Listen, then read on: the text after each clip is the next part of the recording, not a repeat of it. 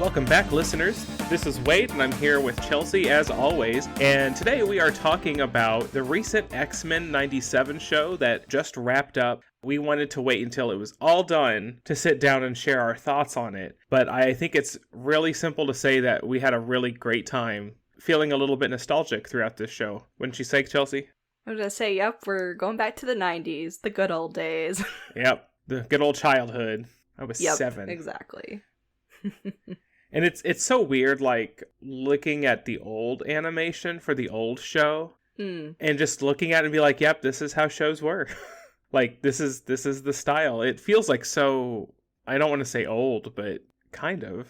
I mean, it is, but it's also still so nostalgic and everything. And just, you can definitely tell with animation styles over the years how it changes and stuff. But, like, honestly, it doesn't bother me at all if an animation looks older or not. Like, I will still just always just number one say I'm here for the storytelling. I'm always here for the X-Men. Let's be real. I think we both are. So. Oh yeah, absolutely. But I think it's funny. It's like saying it's really nostalgic, but at the same time, I didn't actually watch the animated series in the 90s. I did watch it much later.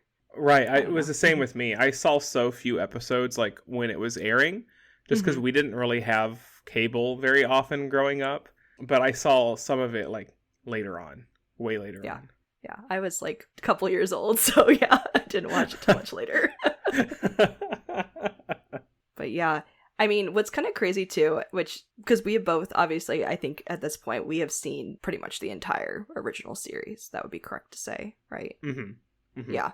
And it's kind of crazy, though, that, like, it was good to get, like, a little bit of a refresh and everything for this to see, like, where the story picks up from. That, no joke, they, like, pick it up right where the show ended. They do, but it's been such a long time since I've seen it, I would have never, like, oh, yeah, like, here we go. Like, it was very jarring. I really had to work my brain on that one to try to pick up the pieces from where it ended.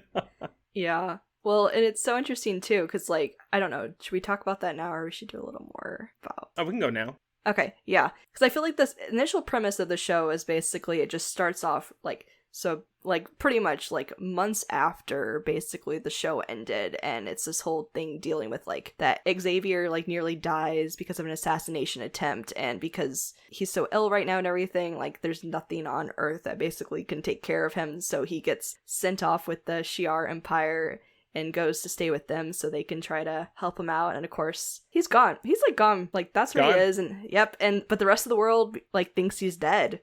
And they're like, everybody's kind of mourning the loss or being like, wow, that great leader. So like, we feel bad for you, X-Men. And the X-Men are like, yep. And then Scott, good old Scott Cyclops is like, I'm in charge. I'm in charge. Yes. But also dealing with, like, going to become a father at the same time, but being like, you know, yeah, we should do our own thing in life, but we are truly part of the X-Men. We can't leave our family behind. And basically from there it kicks off to, well, Cyclops thought he was in charge. Yeah. It was an absolute, like, you thought you were until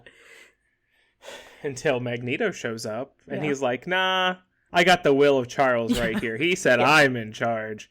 And everybody was like, excuse me. Yeah, they're Didn't like, you, like, just try to kill everybody? Yeah.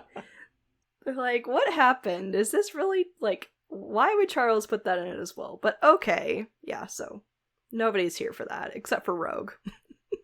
For reasons. Yes, for reasons. For reasons. So strange. Which is, I hate that. I've always hated that. It's like, so uncomfortable. It is uncomfortable. Like, anytime Rogue, I shouldn't say this, anytime the writers put Rogue in some relationship with Magneto, I'm always just like, nah, that's not it.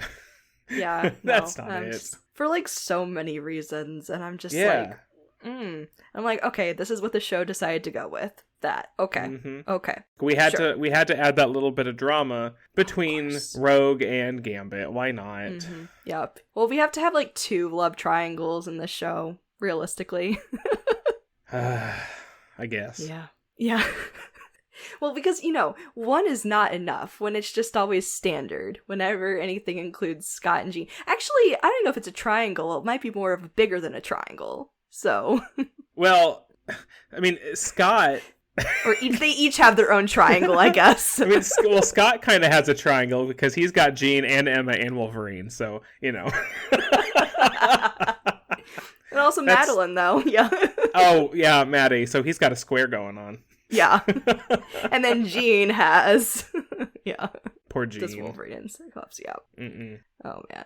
But, yeah. So basically it becomes the X-Men run by Magneto. So maybe they're the M-Men, but maybe not. The M-Men. I hate that. No, that is not as catchy. No, it's not. It's so hard to say, too. Maybe like the Magmen. Oh, there we go. Or, It's slightly better. No, I don't like that either. No, okay. The Magmen's better. Oh, but you know, it's the thing with this show. Like the episodes are not like your typical 20 minutes long. They're like 30 to 40 minutes a piece, but they move so fast. They fit in so much plot in 10 episodes. It's crazy.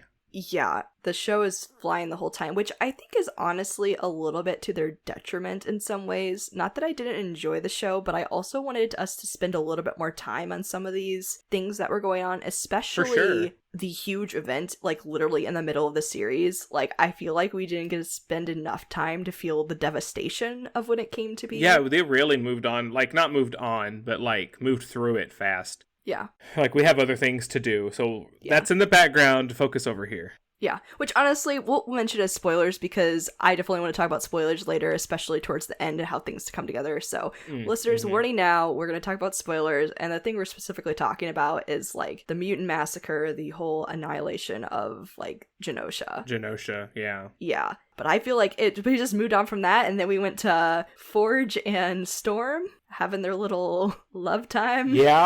Yeah, that was a thing. Yep. Which I was kind of like, oh yeah, that's like a thing, but it's a pretty, like, I've never been really around for that. But from what I understand, it's not like a huge thing. It's something that happened like in the comics, but it's not something that's like it's not one of her like I suppose. huge, yeah. Right. Well, speaking of huge things, near the end when you started getting cameos left and right of everybody, and you get to see like a little bit of like Wakanda Black Panther-y stuff happening, like seconds, but like you see it. I wasn't expecting it to be T'Chaka. I thought it was going to be T'Challa, and it wasn't. So I was like, oh, okay, like okay. I was like, cool. That's fun, yeah. I love how they, like, specified, too, though. Oh, yeah. It's like, everybody just assumes if, you know, fresh in your mind with, like, the MCU and stuff, and so you're like, nope, nuh-uh, we got you guys with this. But that's, like, a whole thing on itself that you could spend forever talking about. It's not only is this show, like, just really pure nostalgia by, like, picking up where the 90s animated series, like, ended, and also just, like, still keeping some of that vibe, the tone, and also, like, some of the parts, too, where, like, that show also did have quite a few cameos, and, like, the X-Men are part of the greater Marvel universe, so, like, they're not the only Marvel characters living there, so they want to throw in so many different cameos during so many of these, like, big sequences that happen on, but, like, there's so many cameos, like, they even include Cloak and Dagger. I was like, dang. And I shouted, I was like, my babies! Yes! And then we also get the moment, too, of, you know, otherworldly characters out there, like the glimpses of the Watcher. Did you notice that? I must have missed that. I didn't catch that. Yeah, there was in one of the episodes, like, it was just, like, staring, like, at the sky, and you can see this very, very faint outline of the Watcher, and I was, like, freaking out. I was like, oh my gosh! Oh. And I was like, yeah, because these are big, like, altering events that happen in this show within the storylines. Like, yeah, these are big pivotal events of, like, points of no return, basically. So I was like, oh, we're in for some trouble here with the Watcher being right there and not interfering.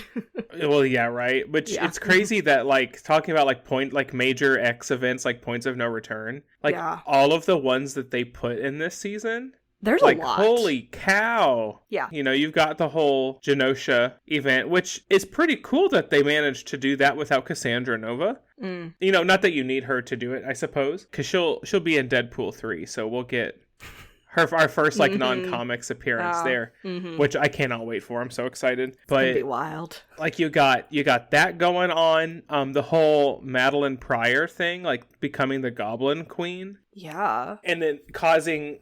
relationship problems with Scott and Jean, going on from there, her trying to get her baby back, like there was so much stuff that happened in this season that's just absolutely crazy. Yeah. And it was like go, go, go too. It was like, it was hard to almost get a breather in. So now it's like reflecting on like, holy crap, you're right. Like there were so many big moments in this. And also kind of talking about how listeners, if you're not familiar with our podcast, we have done a lot of X-Men comics lately. So if you're curious about us we've been talking about the current Krakoan age, and it's also just so weird because like all those comics are fresh in my mind too, and it's just a thing of like, of course with like X-Men comics, like there's so much a cycle to them, a cycle to these characters, these stories, how much they parallel each other, how much you see like nods to the events, and how it's sad but it makes sense too, like these terrible events keep happening, or these certain arcs, and it's just it all the time always feels so familiar, yet at the same time a little bit like new as well. Which I appreciate about this show, are they're using all of these very similar stories, but they go about them a little different. So sometimes you could be like, oh, they're obviously heading towards this, and sometimes it's not as obvious until you get there. Yeah. Well, and speaking of like with reading the stuff in the Krakoan age, and also still reminiscent of like older comics, but specifically with the show, like at the very beginning of the show, after Magneto basically says like, I'm here to stay, I'm like in charge of the X-Men now, and then like the rest of the world hears about it, and he has to go to trial in front of the UN. And I did like make a note saying, oh, this is the real trial of Magneto we're getting, not the trial of Magneto. The comic arc we had recently, or that we discussed in that podcast. And I was like, yep, had all that, which made sense because he is a terrorist, and they're like, now we're gonna let you off like for free doing all this, but things happen and they let Magneto go, and they're like, you're good to go. And also we hear that you want to add a country to it, because that was the whole thing leading up to the big Genosha arc that we had, was that wanting to have the Genosha recognized as part of the UN and be a mutant place. But yeah, no, I wanted to see so much more of Genosha too. Oh, me too. They got there and I was like, show me all the things, and by the end of that episode, like, it's gone. And I was just like, I guess that's really effective too, to be like, they only have that little bit of happiness for such a short while, and it was gone before they even had a chance to enjoy it. But I was like, well, as a viewer of this, I wanted to see a bit more. Yeah, right. Also, because in Genosha, they had their own type of council as well, and we saw like a second of each person on that council, and I'm like, okay, hold on, who's here? I'm like, of course we have Emma Frost, but Emma Frost isn't that big of the show at all. Like, she only has a couple moments. No. Yeah. No, because like with her character, like, she just has that glimpse. She's on that council, and then they think she is murdered, but then that's when we see, in this version of the show, this is where her diamond powers come into play. Which I didn't think about her not having that power yet, because it's just, it's Emma. Of course she has it. Yeah, it's what's so when they found her like that, I was like, well, of course she would have activated before everything fell down on top of them. No, because she didn't have it yet. She, it was that stress, that emergency that activated that mutation. Yeah. No, I definitely had that similar mindset with a lot of parts in the show too. I was just like, duh, of course. Why didn't you not know that Nathan is Cable, or like, the things that happen towards the end? Yeah. Like, well, we know too much, that's why. Yeah, I know. We are way too familiar with the drama of their lives. Yes. Understatement there, that's for sure. That's true, yeah. Well, like we said, this show has so many huge arcs to it and so many things, and it's jam-packed specifically, you should clarify, in only 10 episodes, which is... That's crazy. Mind-boggling. Which, okay, so it all leads to a 3-parter season finale, which this show too, like, each episode is a little bit of a standalone, but there's something always going on in the background. Yeah, there's a continuous story being told, unlike the original. Unlike the original. Yeah. And then like with this too, because we've had like there's somebody in the background pulling all these strings and stuff, and it leads to the point where it's like, oh, it's Mr. Sinister. We're like, of course, because he's been doing stuff with Maddie and everything, but nope, there's somebody even behind him, which is crazy. Yeah. So when they showed him, and I think it was at the end of that episode where they were like finally reveal who's behind it, I stared at him and I was like, I recognize you, but I don't know who you are.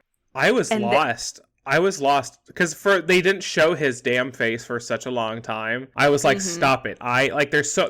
He's pink. Like, he's flipping pink. And I'm just like, that.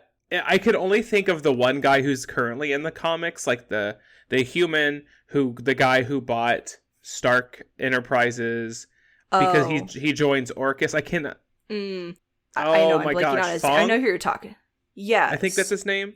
And he becomes pink because he turns himself basically into a post-human so he can fight back against the mutants. I thought it was him, and I was like, well, that's bizarre. Like, wow, we really pulled that one out of our pocket. Then they show, like, they go to his room, and you see, like, all his, like, toys and magazines and stuff. And one of those magazines is over the Stark Expo. And I was just like, it can't be him. That's just, it's early. It's really early. And then they were like, oh no, it's Bastion. And I'm just like, I don't know who Bastion is, so I'm just going to sit down and shut up and watch for now. Oh, okay. Yeah, so when I was like, I swear I've seen this guy before, I know him, but then I thought it was somebody else until the next episode with right at the beginning where it says Bastion. I was like, holy crap, what a flashback. Because we've talked about in previous episodes that I was really big into X-Men comics like a bit before the Krakoan Age. And one of the big deals with him that I specifically remember was with the Second Coming era, which is so after M-Day, after dealing with all that, the depowering of mutants, and we saw trying like the mutants basically fighting for their lives, trying to carry on and trying to find hope, which is when the magical, like there's the one mutant baby that is the Messiah, basically, and the one that hopefully to bring them into the future with having more mutants on Earth is Hope Summers, who is adopted by Cable, blah, blah, blah. And there's this huge showdown where it's all leading to that Bastion is behind a lot of this stuff and wants to prevent this from happening. And he is such a terrifying villain.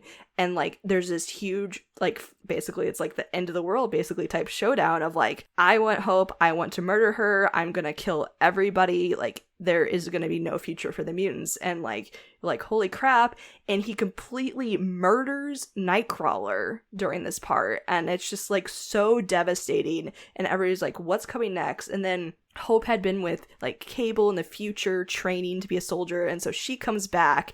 She destroys Bastion during this. Like, you're like, holy crap, she can do it. Like, and then there's hope for the future mutants. But, like, that is, like, what I immediately thought of was that particular time, because I know that, like, what they do in X-Men 97 is very, very similar to actually way before that in the comics. It's a very similar storyline, but that's what I immediately thought of when I thought of Bastion.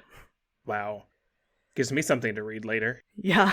Dang. Yeah. Because I think, like, the only thing with Hope, like pre-Krakoa that I've read is Avengers versus X-Men. Oh, okay. And that's when Hope leaves with Cable, right? Like, the Phoenix is coming to claim Hope. Oh, yeah. And they fight over her.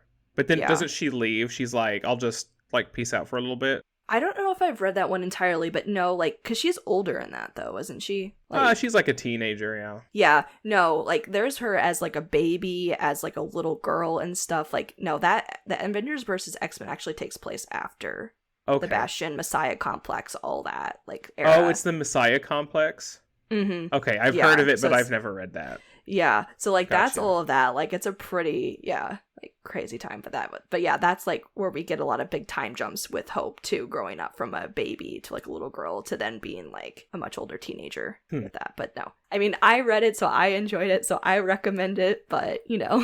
I've always heard it's really good. I just haven't gotten to that yet. Yeah. But so one of the things that happened at the ending, as, like, Bastion was getting more powerful and stuff, and more of his, like techno android stuff was coming out, and he, like, suited up, right? Like, he got all that new stuff. And then all the stuff that was happening with Charles and Magneto, like Charles being inside Magneto's head, I was like, they're creating Onslaught right in front of me. They are creating, like, something's gonna happen to Bastion, and Charles and Magneto are gonna somehow, like, be in the body, because this body looks like it could be Onslaught, like, with the wings and everything. I was like, it's Onslaught. They're gonna jump into his head and stupid stuff's gonna happen, and now they have to deal with that. It didn't happen. I could totally, I was like, oh my god, I was ready. Well, it's actually what's so funny when they first like revealed him and I couldn't remember who it was. I was immediately like, "Oh my gosh, is this Onslaught?" And then it was not. And then that's so funny that you were also thinking similarly about some Onslaught stuff happening. But I mean that could happen in the future. This could have been like them like flashing back to like this point causing something. We just don't see it now. Maybe because it's just like they were so specific about like the state of Magneto's head and the shattering of his psyche, and if Charles stays in there too long, the same will happen to him. Well, I was like, well, two shattered psyches will easily fuse together and create a supervillain. Of course they would. But again, of course. They got me on that one. They psyched me out. No, it was good. Yeah, it's like even though some things were familiar, even though some things were a little different, it was still like so fun to be like, oh, so they're going with this, or you know what's coming next. Which, like we said, like there's a ton of stuff that's happened, and like basically towards the end we talked about like Bastion being the overall big villain, basically a huge catastrophic thing of ending the world, going to take asteroid M and chuck it at the eastern U.S. You know. Very specific in that regard. And I love how the president is all like, "Yeah, totally. Let's shoot the rockets at the asteroid." And they're all like, "But the asteroid might fall onto Earth and kill the entire planet." And he's like, "It'll work its way out." So then when it happens and it's finally falling, he's all like, "Oh God, what have I done?" And it's like watching on like international TV, watching the X-Men try to prevent it from happening. Yeah. And they're all just like, "Oh, we didn't see this coming." And it's just like, you're a bunch of jerks. Yeah.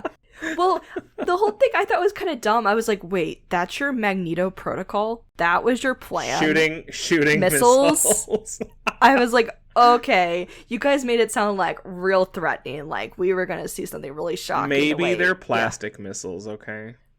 Okay. Maybe they're fiberglass or something. Yeah, okay.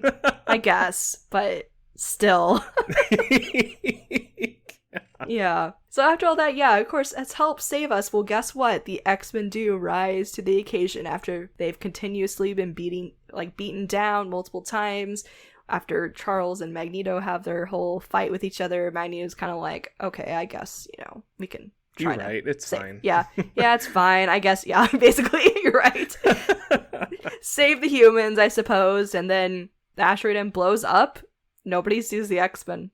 Into pretty sparkles at that. Oh, yeah. Yeah, I was like, that wasn't an explosion. That was something else. And everybody's like, we're saved. And I'm like, what? I was like, what? Yeah. Like, did, like, Jubilee explode it with her powers? Because that's at first what I thought. Like the effects of it all. I was like, that's very Jubilee. Yeah, which Jubilee had some great fighting moments. Oh my gosh, too. She really did. Talk about her. Especially when she was fighting Bastion. Oh my gosh, that girl had so much, like, blew half his face off. That was cool. Yeah, I was like, dang, yes, let's show her using her powers. Let's show her, like, you know, that she can like take what on she somebody. Can do. Yeah, she's not just some little silly girl.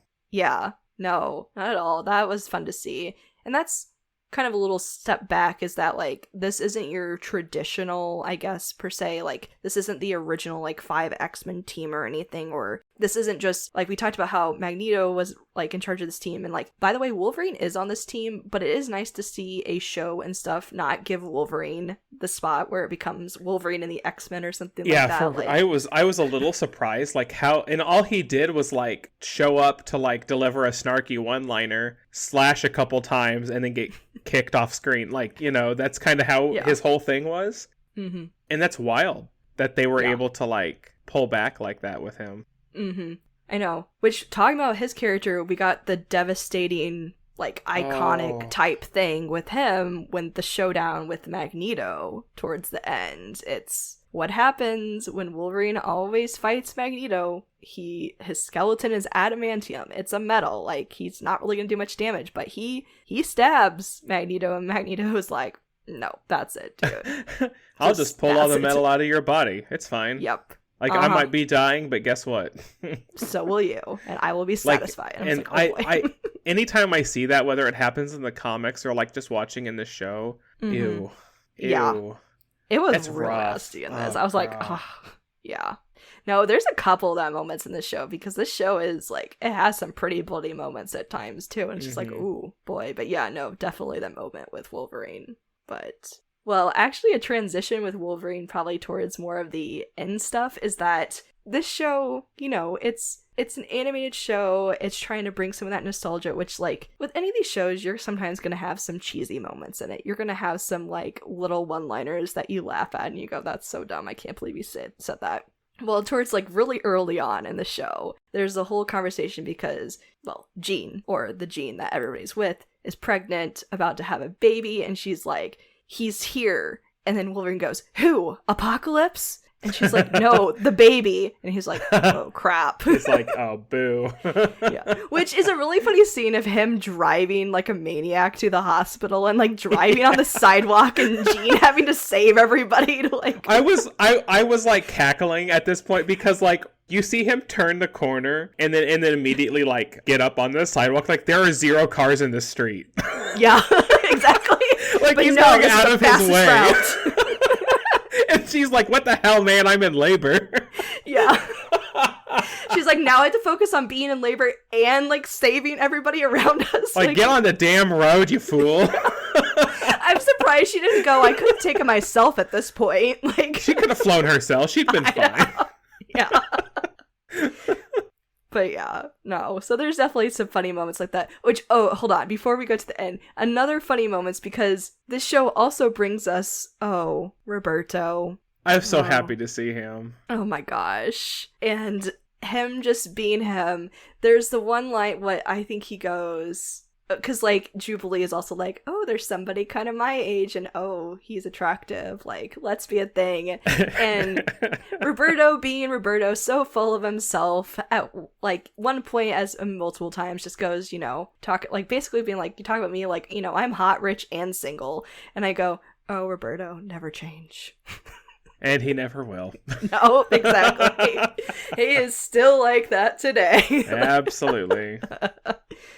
But oh man, yeah. But you see that whole thing with him, which he's like, because yeah, he becomes basically like our kind of like newbie X-Men in this show that we follow around. Yeah, that goes through like his struggles with his powers and dealing with his family admitting that he's a mutant and stuff. And so we see that with Jubilee, who was kind of like that child before, is the one who's helping him through his journey. But we also got a lot of really good Nightcrawler too. Like, they used him in such good ways, and like the effects of his teleporting. Oh yeah. And this show was so like it was so good. And when they were fighting the like android people, like the Omega Sentinels, or the Prime Sentinels in the mansion, and he like gets the swords. Oh yes, as soon as I was like, yes. I sat down and shut up because like this is gonna be really cool, and it freaking was. He took no crap. Yeah. Well, this show did a really good job with that, of really showing a lot of like really cool like moments for a lot of these characters, like really cool fight scenes. Like, of course, mentioning the goddess herself, Storm. Like, she has a amazing like fight scene towards the beginning, especially of the show. And also, yeah, it was fun to, like we already mentioned, like Jubilee. It was cool to see her in action. Nightcrawler. And even just, like, you know, some of the classic characters, we get, like, really cool moments with Scott. Well, even Jean fighting Mr. Sinister. Like, I was like, okay, like, don't mess with you. Come on now. That was cool. Yeah. Well, and I was also glad, too, we weren't getting, like, some of these characters we've seen, like, in recent years, or especially in the movies or whatever, who are a little bit more, like, helpless unnecessarily. Like, Jean has her moments in these, like, movies and stuff, but, like, no, she was not that. Like, girl was pregnant at the beginning, she could still take care of you, and then after that, like, you know, no, don't play with Jean, don't play with Madeline, like, especially don't play with Jubilee. Like, everybody's got it. It makes me so excited to, because, like, Jubilee's gonna be in the comics, she's gonna be in one of the upcoming comic teams, and I am very excited to see her, because she's older now, and she's just, oh god, she's a mom, and she just got all the sass. She doesn't take it from anybody. Nope. Love her character for sure. But okay, we've been kind of teasing it long enough. Let's talk about the end of the show. The end of the show. I was so like after the asteroid mysteriously explodes or disappears or what have you, you find out that the X-Men have been kind of scattered in space. maybe not so much scattered as like split, like a group's over here and a group's over here. Mm-hmm. And so, like, the first thing you get, they're like in, like, what, 3000 BC or something? Egypt? Yes. Mm-hmm. Mm-hmm. So I saw that, and I was like, well, the only reason they would be in ancient Egypt... it's one reason only. Yes. Is for apocalypse. And, of course, they're fighting some of the, like, Egyptian guards and stuff. And then another guy comes up, and they get onto him, or like, were the guards attacking him? I think that's... I think that, really remember. And they were kind of helping him.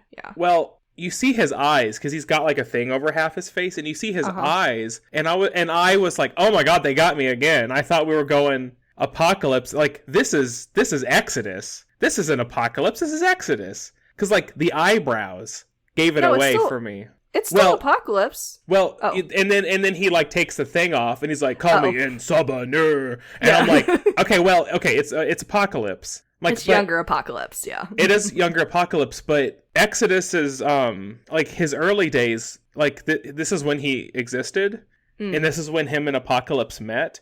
And Apocalypse wanted him as his vessel, as his new body. So we might. So I'm curious if that's what happened, because I swear to God, like that is his face with like Apocalypse's like silly paint nonsense on top of it. So we got that, but then like we see the other team in the future. What was like 3,940 or something, like whatever. Yeah. But then of course we're going Age of Apocalypse, because we're in the future with the tribe of Askani, which I was freaking excited. I was like, Mother Askani, Rachel Summers. Yeah, she was like, my name is Mother Askani, and I'm like, okay, great. Hey Rachel, how you doing? Yeah, I'm like, thank you so much. And then she's like, I also have this kid, and because this is also where Scott and Jean were transported, and it's Nathan still growing up, still he's not more than he's with his little hat. Did you see his little hat? I was like, what are you wearing, Nathan? Take that. What are you doing? But oh my gosh, that like got me more excited by that. I was like, oh my gosh, yeah, the next season is going to be absolute. Like, are we staying completely in Age of Apocalypse world throughout all of next season? Like, is there, since they've moved through stuff so fast, like, is there enough? Is it going to be like a half and half situation where we fix that, go back, maybe we get to keep like Rachel, like little Rachel? I think that'd be cool, because then we also get the little kind of not really completely post-credit scene, because it's after the to be continued. We get the little like mid-credit scene where it's present day Genosha, and we hear a voice and picking up one of Remy's playing cards, and very, perfectly saying the words just right, talking about death, and that is Apocalypse there. And I'm like, okay, we're gonna get the 4 horsemen. Remy's coming back as Death. Oh yeah. So yeah, as it's one does. Exactly. So yeah, but it's truly, I don't know, like, yeah, like, you said how much time we're gonna spend, but like now we have X-Men in the past, present, and future with Apocalypse's reach there. So I mean, in Apocalypse in '97, like, it's gonna be cool. Maybe maybe for the first time in a long time we'll be afraid of Apocalypse. Which, yeah, because, like, it's interesting, though, too, because, like, Apocalypse did have, like, I think he was only in, like, a very few episodes of, like, the animated series originally, kind of covering this loosely, so it's interesting for them to kind of go back to it or something very similar to what's already been covered before, but yes, we will see how terrifying. Well, it's kind of funny, so, because, like, Bastion, he was darn terrifying. I was like, oh, man. He was a good final villain for that season. Yeah. For sure. So we'll see how good old Apocalypse is. But obviously, we're, like, with that side of things, we're heading in the direction of Nimrod. Because, I mean, they do bring him up a couple times, like, from the future. Yeah. So we'll see. But maybe, because I'm pretty sure they have cleared 2 more seasons. So we'll have, like, this big Apocalypse season. And depending on what all they introduce, it could be perfect for them to end, quote unquote, on a Krakoan season. For everything to culminate within Krakoa, that would be something. That would be so wild to see, like, somewhat really close to real-time comics, that's for sure. But yeah, I know, it's so hard for me to predict of, like, what I want to see or whatever. I'm just happy to have more animated X-Men. Just preach it. Yeah, whatever they do is fine, because we're just happy to see it. Especially with the characters and stuff that they're using. Like, they're focusing on people that you just don't always get to spend a lot of time with, like, especially these days. So Yeah. But I don't mind if they want to slow it down a little bit and for us to spend even more time with some of these characters, to dive into them even a little bit more, these storylines. Like, I'm cool with that. Like, I'm ready for, if you like your 30-ish, 40-ish minutes episodes, I'll do full hours. I'll be here for 20 minutes. I'll be here for everything. Whatever you want to give us, we're sitting here. We're waiting. Yep, exactly.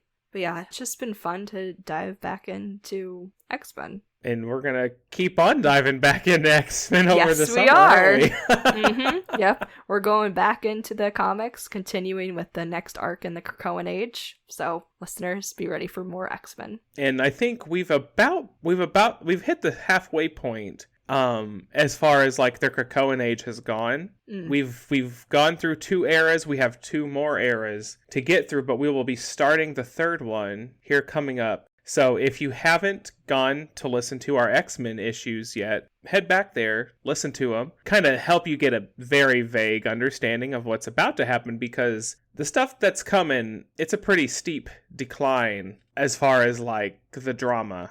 Things are about to hit the fan for a lot of these people and for Krakoa itself. So we really hope that you have been entertained by our Krakoan depictions so far, and hopefully you'll be here to enjoy some more. Yes. So with that, listeners, it sounds like we are going to wrap up our quick review on X-Men 97. If you haven't already, go follow us everywhere that you can. We are all over the place at Pod Demastered.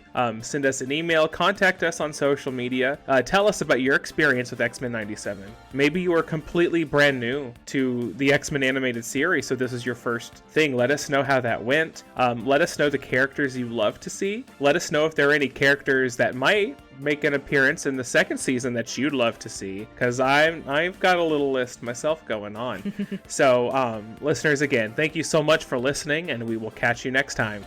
See ya.